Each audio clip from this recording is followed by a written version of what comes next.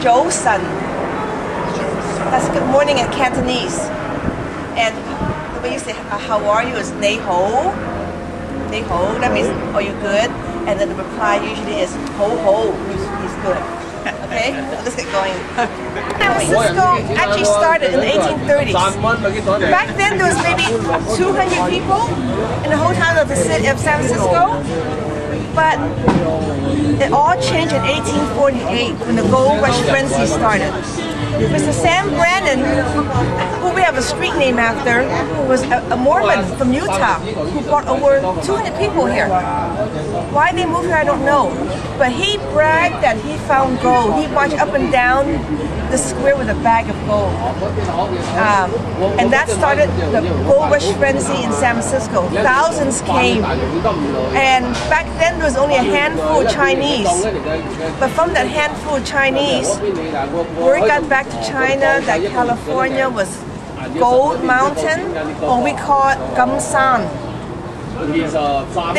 They told everybody back in China that California's mountains were filled with gold, the streets were paved with gold, and the rivers and streams were running with gold.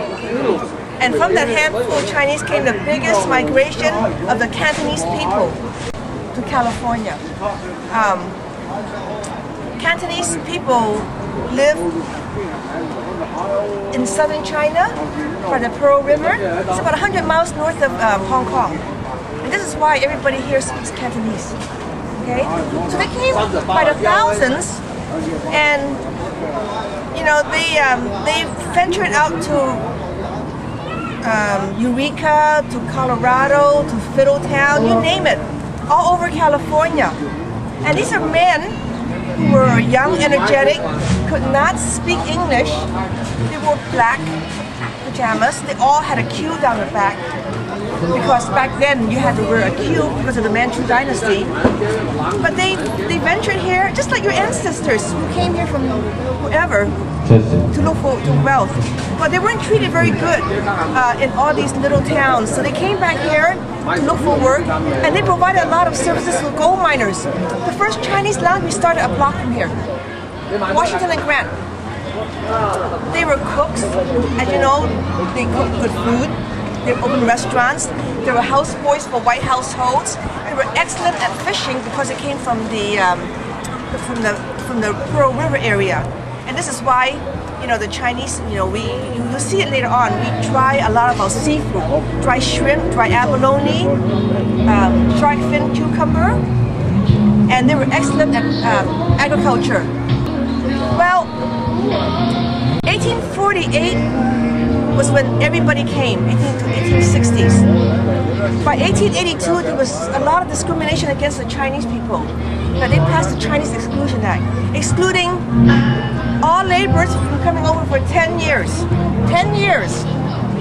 But that act did not get repealed until 1943, after World War II started, and President Roosevelt signed the repeal to throw that act away.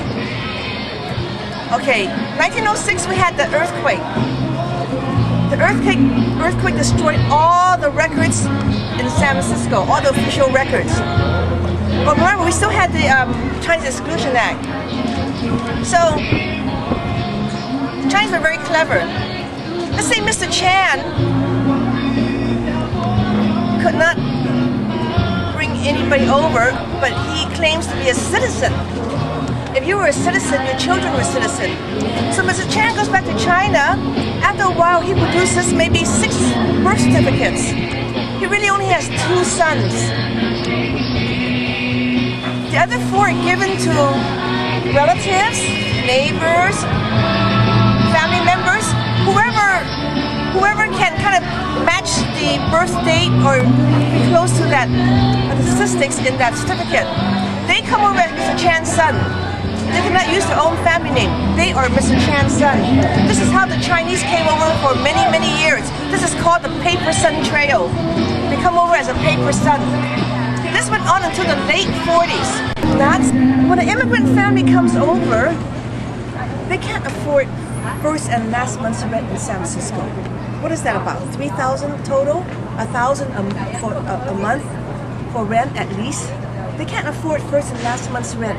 Okay, so they settle for what we call a single room occupancy building. These are buildings all over Chinatown where, you know, the tenant live in one room and they share a communal bath and kitchen down the hall. You could have as many as 10 to 30 rooms on the floor. There will still be one bathroom, one bath, and one kitchen. And this is how they live.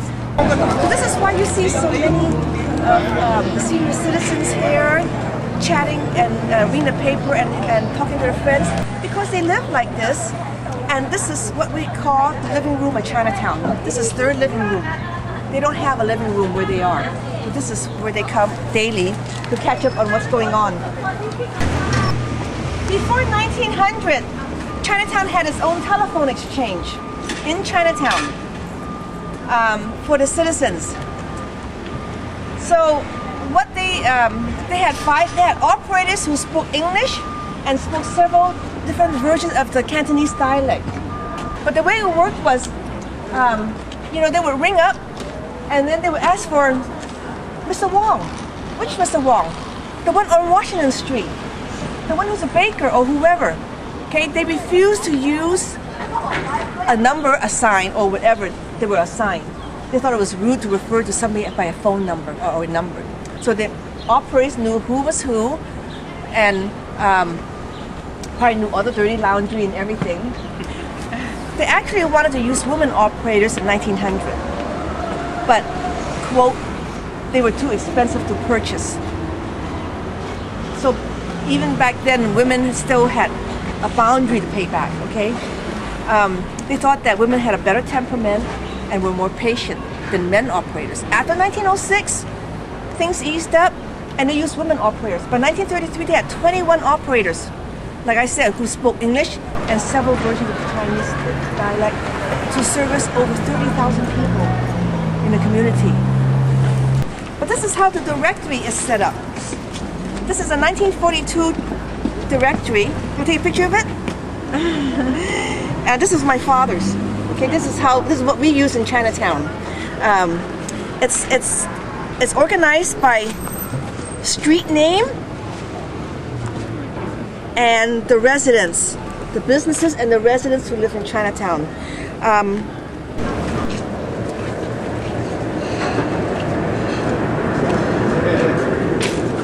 This is called Ross Alley, okay? This is one of the oldest alleys in Chinatown. This alley was known back then for opium dens, for gambling dens, and prostitution. You've seen pictures of men smoking opium on the internet, on history, the photo old pictures. Well, one can also take their opium pipe to the back of a respectable store and smoke it too. Gambling was, of course, rampant in Chinatown. You know, it probably still is. When the Chinese men came here, they couldn't bring their families, especially the laborers. Okay. So what did they do for fun? Gamble on off time, smoke, and visit the poorhouses, right? That is why by 1870 there was as many as 1,500 girls here for that purpose. They were brought over either by being sold by their families as babies or tricked to come over. A lot of them were told, oh, you're coming over to marry somebody. And it didn't happen. Instead, they put her to work. When they brought babies over who were sold by their families, see, back in China, it was such terrible condition. You didn't have enough food. There was civil war. There was drought. So they sold the baby girls for maybe a gold piece of $50. So the babies would come here, or little girls, and they'd be raised by somebody. And at 14 years old, they were put to work. That was a desirable age, 14, as a prostitute. And by 20 years old, they were maybe sick or diseased and thrown out.